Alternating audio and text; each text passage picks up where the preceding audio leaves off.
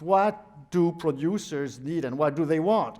And that has been a big question, especially after phasing out the incandescent light bulb from the market, that a lot of producers were left with lots of alternatives, but no direction, and wondering, what should I put in my barn now? You know, it worked for so long with the incandescent bulb. Should I go with a compact fluorescent? Should I go with an LED bulb? Should I go with a high pressure sodium, with a tube fluorescent? There were lots of options. And of course, there were lots of sales reps selling a lot of products that they all said they were good for poultry, but there was actually no research or no proof behind it. So if we look a little bit at what do you need? Well, if you have a layer farm, it's going to be different from a broiler farm or even a breeder farm.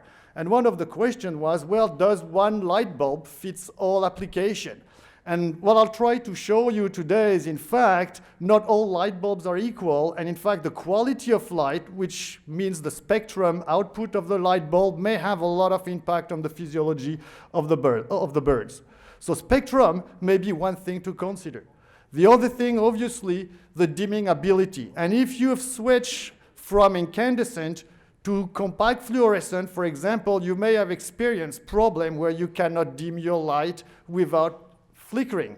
Or you may have some LED bulb that when you start dimming them, they just shut off before you reach the low level of intensity that you were looking for. So dimming is obviously important. Stable output means, is my bulb delivering the same spectrum if I run it at 10% power or if I run it at 100% power? And some fluorescent light, the spectrum will shift or switch whether you dim them down or not. So that could also have an impact. Durability, obviously, is also a big thing.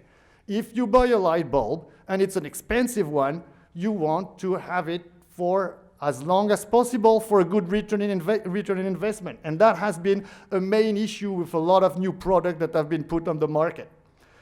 So as well, you know that if you keep your bulb for more than one cycle, you're gonna have to clean your barn, you're gonna have to disinfect your barn. And that means if you've got, let's say, 300 bulbs in your barn, you not necessarily want to take the time to take them all one by one when it's gonna be the time to cleaning your barn with high pressure. So all of those things were criteria that I also had to take into consideration during that process. In general, for all the producers in the audience, now, as you moved away from incandescent, you may have tried other things. And what is the one that you're currently using in your facility? Just to have an idea.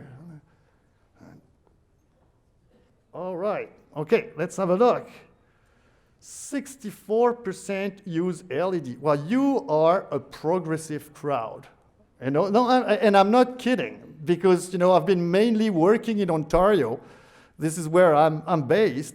And adoption of LED and new technology has been really slow, because you've got a lot of producers sitting on the fence and just waiting and waiting to see other people fail so then they can decide where they want to go.